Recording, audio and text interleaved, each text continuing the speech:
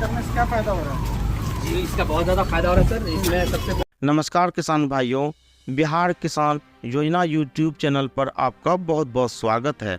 भारत सरकार एवं बिहार सरकार के विभिन्न कृषि योजनाओं का लाभ उठा करके इंजीनियर मिन्हाज आलम ने कृषि जगत में चमत्कार कर दिया है। इस कड़ी में पूर्णिया जिले के डीएम श्री कुंदन कुमार उनके गांव पहुंचे और उनके खेत को देख करके वो भी अचंभित रह गए और उसे आगे का भी सम्मान देने का वादा किया। इस वीडियो में हम लोग चर्चा करेंगे कि कौन कौन सरकारी योजनाएं हैं जो बिहार के किसान ले सकते हैं और कैसे ले सकते हैं, और उसके साथ साथ ये भी जानेंगे कि कौन कौन ट्रेनिंग लेकर के मिन्हाज आलम इंजीनियर से जो किसान बने हैं उन्होंने कृषि क्षेत्र में चमत्कार किया है। आइए जानते हैं। थोड़ा धैर्य से इस वीडियो को आखिर तक देखिएगा। वीडियो थोड़ा लंबा है लेकिन आपको इसमें बहुत सारा बेनिफिट मिलने वाला है। इस वीडियो में हमारे 4 मेहमान हैं और चारों मेहमानों से हम लोग अलग अलग टॉपिक पे बात करेंगे, है ना। तो सबसे पहले यहाँ पे बता दूँ, ये महफूज आलम साहब हैं, है ना, इंजीनियर महफूज आलम साहब, और ये इसी चिल्हना गाँव से हैं, बलवा गुसरा पंचायत के हैं। और इसके बगल में जो है अभी जिसके यहाँ डीएम साहब आए थे, है ना, और ये सम्मानित एक भरोसेमंद या कह सकते हैं इनोवेटिव एग्रीकल्चर करने वाले ये मिन्हाज आलम साहब है। इंजीनियर मिन्हाज आलम इसका पूरा नाम है। और मैं सरफराज नस्तक, और जो हमारे बगल में है ये तौहीद भाई हैं, और ये भी इस फील्ड में बहुत सारी रुचि रखते हैं, उन्होंने भी बहुत सारा काम किया है। और ये श्रवण कुमार है, ये मीडिया में है लेकिन एग्रीकल्चर में भी से खास इंटरेस्ट है। तो सबसे हम लोग अलग अलग टॉपिक पे बात करेंगे, इस वीडियो को पूरा देखिएगा। महफूज साहब, सबसे पहले आपसे मेरा क्वेश्चन होगा कि खास करके ये सीमांचल का जो एरिया है, जो एग्रीकल्चरली बहुत ही बैकवर्ड है, यहाँ के ज़्यादातर बच्चे काम करने के लिए बाहर जा रहे हैं। और यहाँ पर एग्रीकल्चर में क्या वो स्कोप है कि जो युवा है जो बाहर जा रहे हैं, क्या वो एग्रीकल्चर से उतने पैसे कमा सकते हैं? और दूसरा मेरा आपसे से क्वेश्चन रहेगा, कौन कौन सी सरकारी योजनाएं? जी, अस्सलाम वालेकुम। देखिए, सबसे पहली बात कि हमारा जो एरिया है ये एग्रीकल्चर बेस्ड एरिया है। यहाँ के लगभग 90% लोग खेती पे डिपेंडेंट हैं। और आज से ही नहीं, बल्कि जब इंडस्ट्रीज़ नहीं थी, जब हम लोग इतना डेवलप्ड नहीं थे, तब भी इस एरिया के सभी लोग ऑलमोस्ट खेती पे ही डिपेंडेंट थे। फ़र्क बस इतना है कि पहले हम कन्वेंशनल तरीके से खेती करते थे और अब हमको उन्नत तरीके से खेती करना चाहिए। उन्नत तरीके का मतलब है कि आप अगर मछली पालन करते हैं तो पहले क्या होता था कि हमारे यहाँ जॉन का कॉन्सेप्ट है, ये बड़े बड़े 10 एकड़ 20 एकड़ प्लेस का कॉन्सेप्ट है। उसमें जितनी मछलियाँ पहले पाली जाती थी, अब उतनी मछली एक 10 बाई 10 के एरिया में पाली जाती। तो ये उन्नत तरीका है और वो कन्वेंशनल तरीका है। तो ये हमें सीखने की ज़रूरत है। ये हमारे चूँकि बाप दादा लोग इतने टेक्नोलॉजिकल एडवांस नहीं थे, और हम लोग जो उन लोगों से सीखे कन्वेंशनल तरीका सीखे। अब उन्नत तरीका हमें सरकार सिखा रही है और उसके लिए डिफरेंट ट्रेनिंग्स हैं, जो शायद आप मिन्हाज भाई के बारे में भी आपने चर्चा किया कि डीएम साहब यहाँ आए थे, वो कैसे क्या क्या कर रहे हैं, किस तरह से इतनी अच्छी खेती का पैदावार लेके आ रहे हैं। तो उन्होंने कोई कन्वेंशनल तरीके से नहीं सीखा, बल्कि इनके लिए कई जगह ट्रेनिंग, मैं खुद जानता हूँ कि वो दिल्ली भी गए ट्रेनिंग के लिए, पटना गए ट्रेनिंग के लिए, पूर्णिया में मुझे लगता है हर 2-3 वीक में चले जाते हैं ट्रेनिंग के लिए। तो हमें ट्रेन होने की ज़रूरत है कि हम कैसे अच्छी तरीके से किसी भी फसल का पैदावार ले सकते हैं, ठीक है। कैसे हम पौधे की बुआई, कटाई और गुड़ाई तक हर एक काम का अलग अलग तरीका हमको सीखना पड़ेगा, तभी हम किसी भी चीज़ का उन्नत तरीका अपना सकते हैं। और मैं यही कहूँगा कि जो बच्चे बाहर जाते हैं कमाने के लिए या छोटी मोटी दुकानें करते हैं, तो खेती भी एक तरह की दुकान। अगर हम ये समझ लें कि हमको डेली कमाई नहीं बल्कि 3 महीने में या 6 महीने में कमाई चाहिए, तो खेती भी एक तरह की दुकान है। और अगर हम सही से करें तो एक दुकान के बराबर ऑलमोस्ट इंसान आराम से कमा सकता है। अच्छा, इसमें हर दिन काम करने की भी ज़रूरत नहीं है, आप फ्री भी हैं, आपके पास सोशल मीट के लिए टाइम भी है, आप सोशल गैदरिंग में जा सकते हैं। हर वक्त टेंशनाइज होने की ज़रूरत नहीं है। आप एक बार लगा दिए, उसके बाद उनका प्रॉपर रख रखाव करना है। आप फिर जब काटना है जब उनको हार्वेस्टिंग करनी है तो उनका एक अलग तरीका है। आप उस वक्त आप बिजी रहेंगे कुछ दिन, फिर वो करने के बाद आप फ्री हैं, तो आपके पास टाइम की भी बचत है इसमें। और सरकार जो है डिफरेंट डिफरेंट तरीके की योजनाएं हमें दे रही, हमें किसानों को प्रोत्साहित करने के लिए, क्योंकि अभी के युवा किसानी करने के बजाय प्रोफेशनल कोर्सेज या फिर कोई दुकानदारी या किसी और चीज़ की तरफ ज़्यादा भागती है। तो सरकार जो है काफ़ी योजनाएं हमें दे रही है, जिसका बेनिफिट हम चाहें तो ले सकते हैं। आप अगर ब्लॉक एग्रीकल्चर ऑफिसर के पास जाएंगे तो आपको सभी योजनाओं की लिस्ट वो देंगे कि आपके यहाँ कौन कौन सी योजनाएं अप्लीकेबल है और हम आपको कौन से योजना दे सकते हैं, वो आपको जरूर बताएंगे इस बात का। जो कुछ योजना है जैसा आपने पूछा, तो जैसे कि प्रधानमंत्री कृषि सिंचाई योजना, जिसमें आप सिंचाई कर सकते हैं, आपको उसके इक्विपमेंट्स वगैरह सरकार देगी, आप उसको लगाइए जहाँ भी आप खेती करना चाहते हैं। मशरूम के लिए योजना है, मधुमक्खी पालन के लिए है, आप कोल्ड स्टोरेज खोल सकते हैं। एक किसान होके अपने पैदावार को रखने के लिए सही से, अगर आप सब्जी लगाते हैं तो वो सब्जी 12 महीना जो मार्केट में जाती है तो वो कोल्ड स्टोरेज से जाते हैं। जैसे आप आलू, प्याज, लहसुन, इन सारी चीज़ों को कोल्ड स्टोरेज में रख सकते हैं, अपने फल फ्रूट्स को भी रख सकते हैं। मखाना के लिए भी है, और अभी चाय के लिए भी, चाय खेती देखने के लिए डीएम साहब वहाँ प्रयासी बोला गए थे। तो वैसे चाय के लिए भी अलग अलग योजनाएं हैं, आप उनका भी लाभ ले सकते हैं। मुर्गी पालन, बकरी पालन और गाय पालन, ये सारी योजनाएं सरकार देती है। बीज के लिए भी, बीज और डीजल के लिए भी अनुदान के तौर पे बीज देते हैं, और डीजल के लिए कितना डीजल आपका खर्च होगा वो डीजल का राशि या फिर डीजल, अभी तो राशि ही दिया जा रहा है, तो वो भी आपको दिया जा रहा है। भंडारण के लिए जैसे कोल्ड स्टोरेज या फिर लो लेवल भंडारण के लिए भी गोदाम, ठीक है, ये भी सरकार अपने योजनाओं में शामिल रखी है। तो हम लोग चाहे तो उसको भी ले सकते हैं। मशीनरीज भी देते हैं, तो मशीनरीज में जैसे ट्रैक्टर हैं और जुताई करने के लिए अलग अलग इक्विपमेंट्स हैं, ठीक है। तो ये सारी चीज़ें सरकार ऑलरेडी दे रही है। कटाई के लिए, बुआई के लिए अलग से इक्विपमेंट जो आते हैं, वो सारी चीज़ें सरकार दे रहे हैं। तो आप अगर चाहे तो उनका भी फ़ायदा ले सकते हैं। इवन फसल संरक्षण के लिए, मतलब आपके फसल में कोई खरपतवार न लग जाए या फिर फंगस न लग जाए, फसल आपका बर्बाद ना हो जाए, वो उनका संरक्षण के लिए कटाई के बाद भी, और जब फसल खेत में लगा हुआ रहता है तब भी, उस वक्त का इंश्योरेंस भी गवर्नमेंट करती है। तो आप चाहे तो उनका भी फ़ायदा ले सकते हैं। ये लगभग हर एक स्टेट में है और हमारे यहाँ भी है।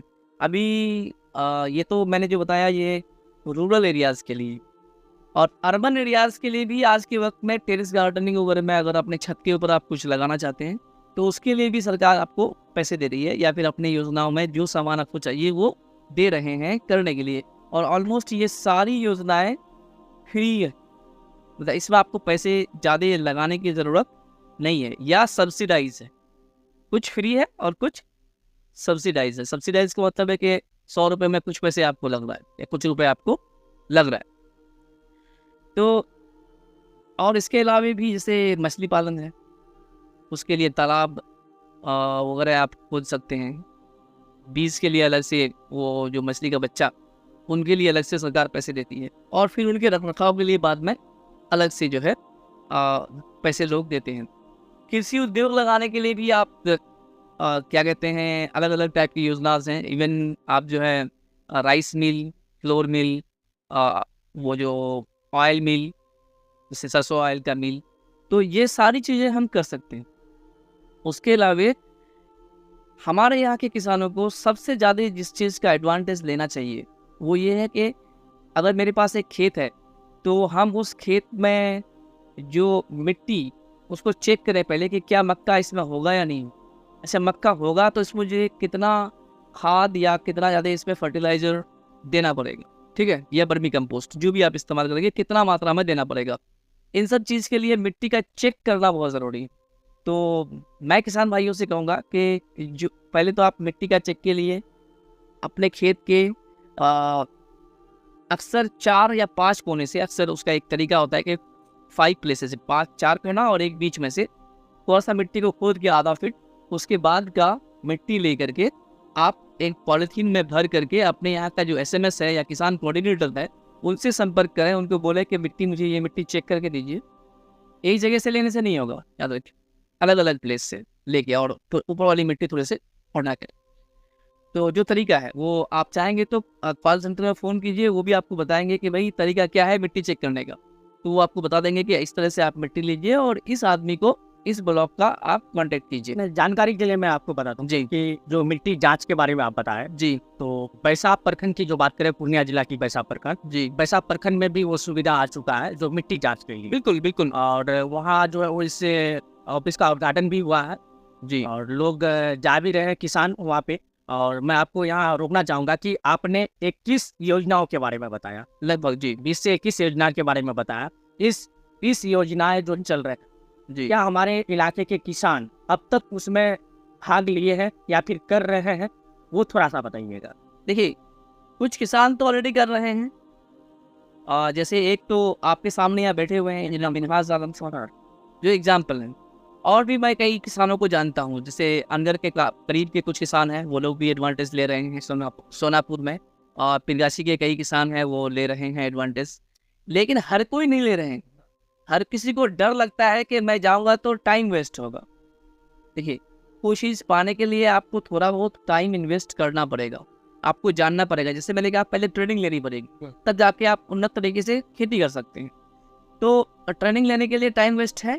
आपको अगर 1 हफ्ते की ट्रेनिंग है तो 1 हफ्ता आपको जाके कहीं ना कहीं रहना पड़ेगा, या हर दिन यहाँ से जाके ट्रेनिंग लेना पड़ेगा। तो हर चीज़ में टाइम वेस्ट है। अगर आप जाते हैं ब्लॉक एग्रीकल्चर ऑफिसर से मिलते हैं, जो भी आपका एग्रीकल्चर ऑफिसर है और उनके जो लोग हैं सहकर्मी हैं, उनसे आप अगर मिलते हैं तो मैं पक्के दावे के साथ कह सकता हूं कि आज के वक्त में सरकार सबसे ज़्यादा फोकस किसी पे दे रही है।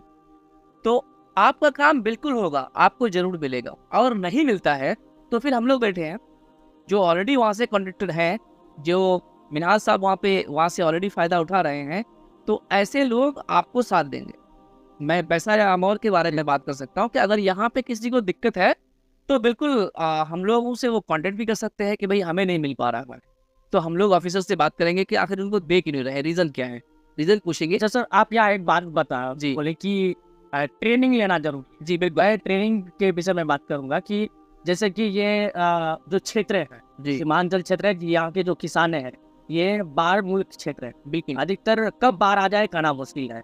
तो जब तक वो ट्रेनिंग नहीं लेंगे कि किस महीने में या फिर किस फसल कैसे उगाया जाएगा, उनके बाद ही उनको मालूम चलेगा। जैसे कि अगर हम केला की खेती कर रहे हैं, अब बाढ़ आ जाएगी तो नुकसान हो जाएगी। पपीता का खेती कर रहे हैं, अब मछली पालन ही कर रहे हैं, तो उनके लिए हमको जगह चाहिए। अब हर एक किसान के पास वो सुविधा है नहीं। अगर किसी गड्ढे में अगर मछली पालन करूंगा, कहीं मेरे जमीन अगर नीचे में है, तो बाढ़ आएगी, मछली भाग जाएगी। ये भी हो सकता है। तो आपने जो बताया कि ट्रेनिंग लेना जरूर जी, तो ये किसान को ट्रेनिंग लेना जरूरी है कि कैसे वो ट्रेनिंग लेते हैं या फिर किस तरह के उनके खेत है, नीचे भाग में है या ऊपर भाग में है, उस तरह से वो खेती कर सकते। बिल्कुल ट्रेनिंग लेना बहुत ज़रूरी है। और इस संबंध में बहुत सारे ट्रेनिंग इंजीनियर मिनहाज साहब ने लिया है। तो मैं ये चाहूँगा कि इनका जवाब वो दे जी जी कि भाई ट्रेनिंग में क्या क्या होता है, क्या क्या सिखाते हैं और कैसे कैसे लोगों को बताते हैं कि आपको क्या करना चाहिए। आप सभी व्यूअर को बता दूं कि मिनहाज साहब जो हैं, इन्होंने जो है कि दिल्ली, पटना, पूर्णिया, किशनगंज में तो लगभग वो 15 दिन रहे भी हैं, जो एग्रीकल्चर कॉलेज है, तो यहाँ पे उन्होंने ट्रेनिंग लिया है। और ट्रेनिंग कैसे लेते हैं, उन्होंने क्या क्या सीखा है, थोड़ा विस्तार से बताइए। जी पहले बहुत बहुत शुक्रिया आप सबका हमारे फार्म हाउस में आने के लिए। और हमारे अभी जो हम लोग बैठे हुए हैं, हमारे एफपीओ के ऑफिस में आप लोग बैठे हुए हैं, बहुत बहुत शुक्रिया आप सभी का, धन्यवाद।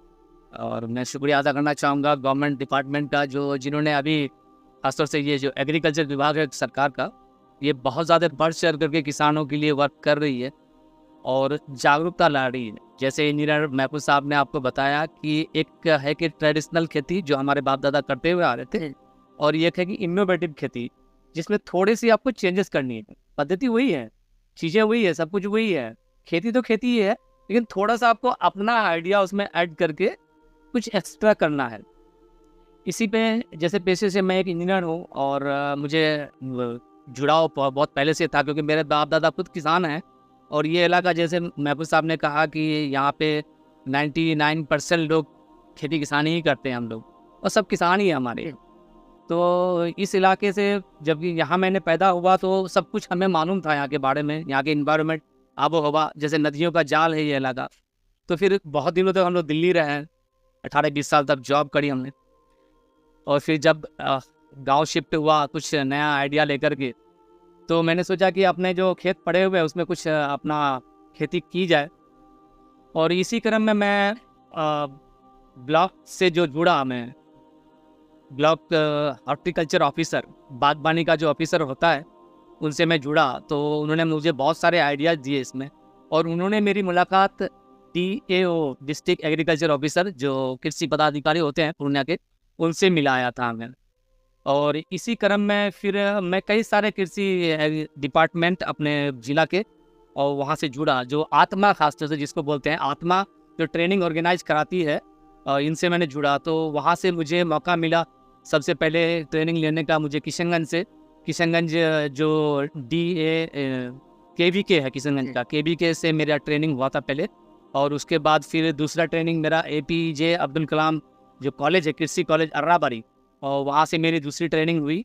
और उसके बाद पूर्णिया से मेरी कई बार ट्रेनिंग हुई है अलग अलग फील्ड में। और अपना ब्लॉक का जो हेडक्वार्टर है रोहटा में, यहाँ से मुझे कई बार मौका मिला अलग अलग तरह के मीटिंग्स और ट्रेनिंग करने का। कई सारे, यहाँ ढेरों सारे मैंने मीटिंग्स ज्वाइन किया। उसके बाद मुझे मौका मिला एक बार सबौर भागलपुर यूनिवर्सिटी जाने का, वहाँ से भी मैंने कृषि पे ट्रेनिंग लिया हुआ है। और उसके बाद फिर मुझे मौका मिला पटना जाने का। पटना से मैंने 2 बार विजिट किया। एक बार कृषि मेला लगा था पटना में, वहाँ हम अपने ब्लॉक के तरफ से गए थे। और एक बार मैं जो कृषि समागम जो चतुर्थ रोड में बना था, जो मुख्यमंत्री बिहार और जो उस टाइम उप मुख्यमंत्री श्री तेजस्वी यादव जी थे, और कृषि डिपार्टमेंट, बाकी डिपार्टमेंट के सभी अधिकारीगण थे, गांधी समाहरणालय में, उसमें हमारी मीटिंग हुई थी मुख्यमंत्री के साथ। तो वहाँ मुझे अपने ब्लॉक को रिप्रेजेंट करने का मौका मिला था। उसमें भी मैंने अपनी बात रखी थी मुख्यमंत्री के सामने में। और उसके बाद मुझे अगला मौका मिला था इसमें पटना में ही DNK कॉलेज है एक, वहाँ से एक ट्रेनिंग करने का मुझे मौका मिला था। और फिर मुझे अगला मौका मिला मथुरा जाने का। मथुरा से भी मैंने ट्रेनिंग किया है, और ये सभी गवर्नमेंट खर्च पे ही गया हूँ मैं ये अपने से नहीं गया हूँ सब जगह। और फिर मुझे एक मौका मिला, लगभग आप कितने ट्रेनिंग ज्वाइनिंग किए हैं लगभग? जी, उसके बाद मुझे एक बार मौका मिला कुमार सरवण जी से मिलने का, जो उस वक्त के कृषि मिनिस्टर थे हमारे यहाँ के, बिहार सरकार के। और तो उनके साथ भी मुझे मिलने का मौका मिला था यहाँ किशनगंज में।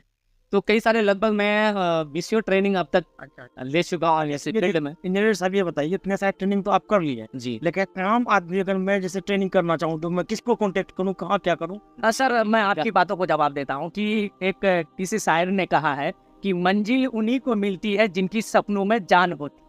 जी, तो ये रास्ता चलते गया और मंजिल इसको मिल गई। जी, बिल्कुल। तो बहुत बहुत शुक्रिया आपको, आपके लिए तालियां आ रही है जी, आप इतने सम्मानित हुए। जी जी जी। तो यहाँ हमारे जो पूर्णिया जिले के कुंदन कुमार जो DM है, वो यहाँ पर आए और आपको आकर के देखे और शाबाशी दिया, और सम्मान की भी बड़ी बात चल रही है। क्या है बताइए थोड़ा। जी, मैं बहुत आभार व्यक्त करता हूँ उनका कि हमारे DM साहब जो हैं श्री कुंदन कुमार सर, और उनके साथ हमारे SDM मैम जो वो भी आई थी, और उनके साथ हमारे DCLR और BDO दोनों ब्लॉक के, और थाना पदाधिकारी जो हैं हमारे अनगढ़ और रोहटा के, वो भी आए थे। और साथ में कृषि जो हॉर्टिकल्चर पदाधिकारी है वो भी आए थे हमारे यहाँ। मतलब मोटामोटी पूरे जो इसका डिस्ट्रिक्ट लेवल के जितने भी ऑफिसर्स हैं वो सभी हमारे यहाँ विजिट किए। और सबसे बड़ी खुशी होती है कि उन्होंने जो मैं किया और उनको देखने के लिए वो यहाँ तक खुद चल करके आए, और इससे बड़ी खुशी कुछ नहीं होती है कि इनोवेटिव आइडियाज़ को मैंने जो किया था और उनको ये लगा कि नहीं, ये कुछ नया कर सकता है और करते हुए आ रहा है। मुझे कई बार उनके सामने में, उनके साथ भी मेरी कई सारी मीटिंग हुई थी पहले, उन्होंने आभार व्यक्त करता हूँ। खासतौर से हमारे जो ब्लॉक लेवल के जो ऑफिसर्स हैं, इन्होंने मुझे वहाँ तक लेके गया और मैं धीरे धीरे रास्ता चल के गया। और मुझे सबसे बड़ी खुशी होती है कि मुझे चीफ मिनिस्टर के साथ बैठ करके मीटिंग करने का और अपनी बात रखने का जो मौका मिला था पटना में, अपनी बात मैंने अपने ब्लॉक की तरफ से रखा था, उसमें रिप्रेजेंट किया था। तो तो जब आपके पास डीएम कुंदन कुमार जो आए थे, तो उस समय आपका रिएक्शन क्या था? और कहीं ना कहीं आपका दिल पाक पाक भी सर उस टाइम में बहुत अचंभा हो गया था कि डीएम साहब शायद, मुझे पहले लग रहा था कि शायद नहीं आएंगे ऐसे ही बोल रहे हैं, नहीं आएंगे शायद। लेकिन जब यहाँ तक पहुँचे तो मैं बहुत सारी चीज़ें करना भूल गया, यहाँ तक कि मैं जो चीज़ें सोच के रखा था दिमाग में वो भी भूल गया। सर ने जो पूछा बस उतना तक का मैंने जवाब तो दे ये पाया। सवाल मेरा ये रहेगा सर, ये सवाल मेरा ये रहेगा कि आप कई ट्रेनिंग में भाग लिए हैं, जी सीख भी रहे हैं और अपना खेती भी कर रहे हैं, हर प्रकार का खेती है आपका, जी। मुर्गी पालन, मछली पालन जो है, सब कुछ गाय पालन, जो भी है सारा चीज जी। आपको जितना मिला उतना आप कर रहे हैं, जी। वो देख भी रहे हैं, आप स्क्रीन में भी देख रहे हैं, जी वो कर ही रहे हैं। जी। और अगर कोई आपसे कांटेक्ट करना चाहे तो क्या उनको आप सिखाएंगे किसी किसान को? बिल्कुल। मैं इसी मोटिव को लेकर के यहाँ आया हूँ। अपने इलाके में आने का मकसद ही ये था कि मैं कुछ अलग करके लोगों को सिखा सकूँ, बता सकूँ कि नहीं आप भी कर सकते हैं इन चीज़ों को। बिल्कुल बेझिझक आप कोई भी मुझे कांटेक्ट कर सकते हैं। और जैसा कि आपने पहले भी कहा कि आप अगर कोई ट्रेनिंग करना चाहता है तो कहाँ कांटेक्ट करें, वो बिल्कुल मुझसे भी कांटेक्ट कर सकते हैं। मैंने कई सारे लड़कों को ट्रेनिंग कराया, ऐसा नहीं कि मैं किया। मिनाज आलम की बात नहीं है, और दिखा जा रहा है कि एरिया में इंजीनियर महफूज साहब भी बताया कि बहुत सारे इलाके में बहुत तरह का खेती भी अभी चल रहे हैं। जी ठीक है, जैसे कई जो है सब्जी की खेती कहीं कहीं कर रहे हैं, बिल्कुल। चाय की खेती कर रहे हैं कहीं कहीं। अगर ये सारी जो है लगभग यहाँ 50 किसान अगर इकट्ठा हो जाते हैं, किसान अगर जुड़ना चाहेंगे या जुड़ जाते हैं, तो कहीं ना कहीं इस इलाके में फैक्ट्री भी बैठ सकता, फैक्ट्री भी आ सकता। हाँ बिल्कुल, इसके लिए सरकार ने हमें एफपीओ बना करके दिया है। देखिए जैसे आप यहाँ देख भी रहे हैं, हमारे कौन किंग फार्मर प्रोड्यूसर नाम से हमारे एफपीओ है, और ये किसान का ही समूह है। छोटे लेवल के जो किसान जुड़ करके इसमें एक बड़ा काम कर सकता है। इसका उद्देश्य मेन यही है कि आप अपने फसलों को सही दाम में बेचें, और बाकी इस फसल उगाने के लिए जो चीज़ों की ज़रूरत पड़ती है उसको आप सही दाम में खरीदें। ये दोनों सबसे बड़ा इनका मोटिव है। और अगर आप फैक्ट्री लगाना चाहते हैं, जैसे हमारे यहाँ मक्का बहुत ज़्यादा प्रोड्यूस होता है, ये इलाका मक्का के लिए ही राजा है, जगह सब जानते हैं। तो मक्का हमारे यहाँ क्या है कि हम लोग रॉ बेच देते हैं इसको, जिसके सही कीमत नहीं मिल पाता है। अब जैसे पिछले बार हमने मक्का 2000 रुपये में बेच दिया, और अभी आप देखेंगे कि यही 4 महीने में 2600-2700 चला गया है। सिर्फ रॉ की बात कर रहे हैं। अगर आप उसको प्रोड्यूस करेंगे, कोई सामान बनाएंगे जैसे कुरकुरे या कोई भी चीज़ हो, मक्का से ढेरों सारे प्रोडक्ट बनते हैं, तो फिर वो एक अलग तरह का लाइवलीहुड भी प्रोवाइड कराएगा, और किसानों को रोजी रोटी, बाकी लोगों को भी रोजी रोटी मिलेगी, किसानों का आय भी सर बढ़ेगा इसमें। ये सब तो ऑब्वियसली मामला हुआ ट्रेनिंग के बारे में बात हुए, जी लेकिन हमारे इलाका जिस तरह का है, जी यहाँ के लोगों को कैसे समझाया जाए, इस चीज़ से जोड़ा कैसे जाए। और आप इतना जानकार होने के बावजूद हमारे इलाका में ये बहुत अभी मान के चलिए कि 100 में से 2% लोग ऐसा है कि इस टाइप में ध्यान दे रहे हैं कि हम इस तरह से एग्रीकल्चर को कर सकते हैं, शुरुआत कर सकते हैं। जी तो ये बात हम आपसे पूछना चाहते हैं कि लोगों तक में बात पहुंचाने के लिए, या हमारे यहाँ के जो किसान कुछ लोग जुड़ना चाहते हैं, तो उनका बेसिक क्या रहेगा? आपसे ही सीखना पड़ेगा या हमारे यहाँ और कहीं जा ट्रेनिंग लिया जाता है? हो सकता है कि आजकल की नौजवानों में नया जोश है, वो जुड़ना चाहें। तो खासतौर पर मेरा कहने का मोटिव है कि हमारे इलाका को इस चीज़ से जोड़ा कैसे जाए। जी, आपका सवाल बहुत अच्छा है ये, कि किसानों को कैसे जुड़ा जाए। जैसे मैंने आपको कहा कि एफपीओ से मैं जुड़ा हूँ और किसानों के पास तक मेरा जाने का अनुभव रहा है। मैं किसानों से डेली 2-4 किसानों से, नए किसानों से मेरी मुलाकात होती है, और इसकी परेशानी मैं भी झेल रहा हूँ खुद, कि उनको अपनी बात को कैसे रखूँ और कैसे यकीन दिलाऊँ कि नहीं, आपके लिए बहुत सारी चीज़ें चल रहा है जिससे आप जुड़ सकते हैं। तो ये सबसे बड़ी इसकी दिक्कत कहाँ आ रही है? हमारे यहाँ ज़मीनें टुकड़ों में है। लोग जो पहले मेरे दादा के पास अगर 20 बीघा ज़मीन हुआ करता था, फिर मेरे अब्बा 4 भाई अगर हैं, तो वहाँ जाहिर सी बात है 5-5 बीघा आ गया है। और फिर हम अगर 4 भाई से हैं, तो वहाँ पे भाई बीघा सवा बीघा ज़मीन आई है। तो लोग इस और केंद्रित नहीं करना चाह रहे हैं आपको, ये सबसे बड़ी दिक्कत है। ये हरियाणा पंजाब में ये चीज़ नहीं है। वहाँ पे चकबंदी जो है, उनकी ज़मीनें एक साथ है, तो वो अट्रैक्ट हो रहे हैं वहाँ पे। हमारे यहाँ के लेबर जा करके वहाँ वर्क कर रहे हैं, तो वो उनका है कि अपना लाइवलीहुड उसको समझ रहा है कि ये मेरा बिजनेस है।